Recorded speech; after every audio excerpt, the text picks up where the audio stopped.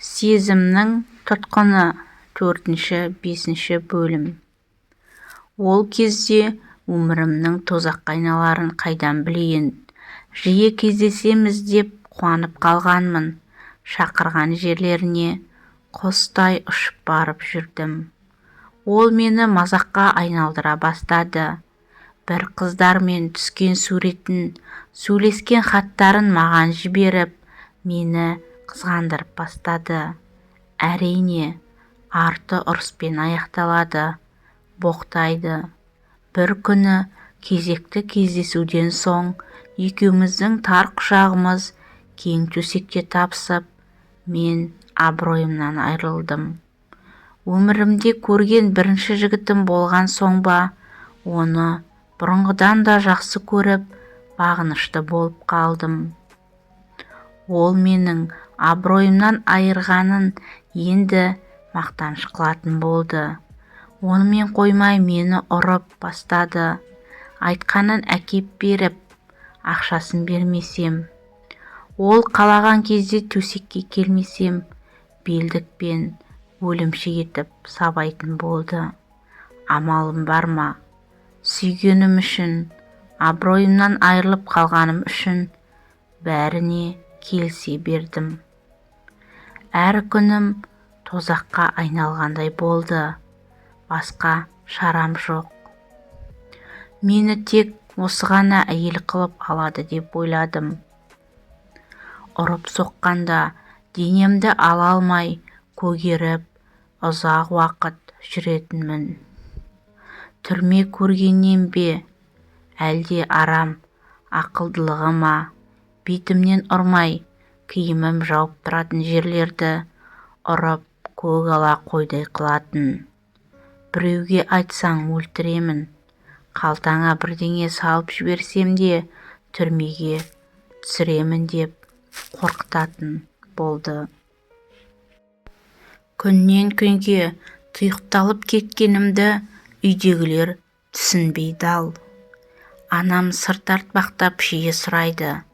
Ашылып ештеңе айтпаймын. Жұмыста да көңілсіз жүремін. Бір күні анам өзінің сіңілісіне, яғни нағашы әпкеме, сен сөйлесіп көрші депті. Анамнан ұялып, айта алмаған бар сырымды әпкеме айтып бердім. Шошып кетті, ұрысты, ақылын айтты. Әрине, мұнан анам да хабардар болды.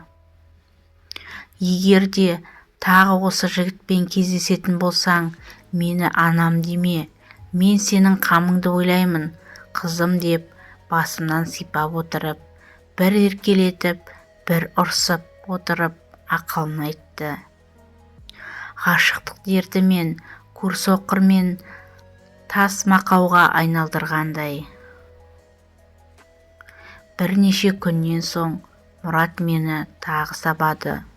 Сол баяғы қызғаныш, бұл жолы жүре алмай қалдым. Сүйретіле басып жүрген мені көріп, туыс ағам мен нағашы әпкем арыз жазды.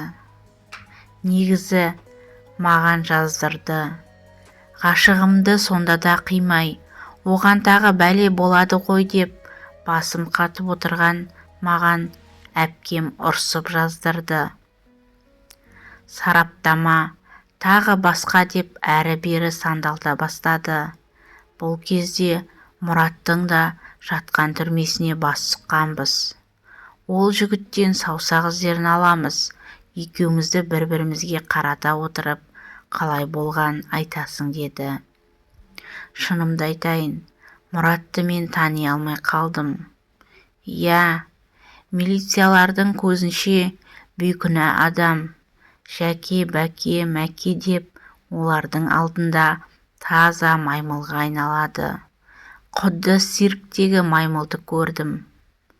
Хош, сонымен Мұраттың кінәсі дәлелденіп, отырған үстіне тағы отыруға болатын айғақтар болды. Туыстарым арызыңды алмайсың деп нақтылап қадап айтты. Мұрат енді маған күніге хабарласады. Тағы да алдамшы сөздермен мені алдап арбай бастады. Анасы, әпкесі де менің жұмыс орныма жиі келетін болды.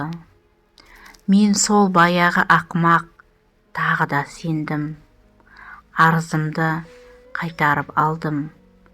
Енді үйленейік дейтін болды. Онсыз да сүйіп отқан ессізбін. Бірден келістім.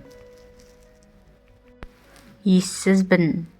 Күнде ұрып-соғып мазаққа айналдырған. Түрмеде отырған адамға тұрмысқа шығуға келістім. Үйге келіп, анама бар жағдайымды айттым.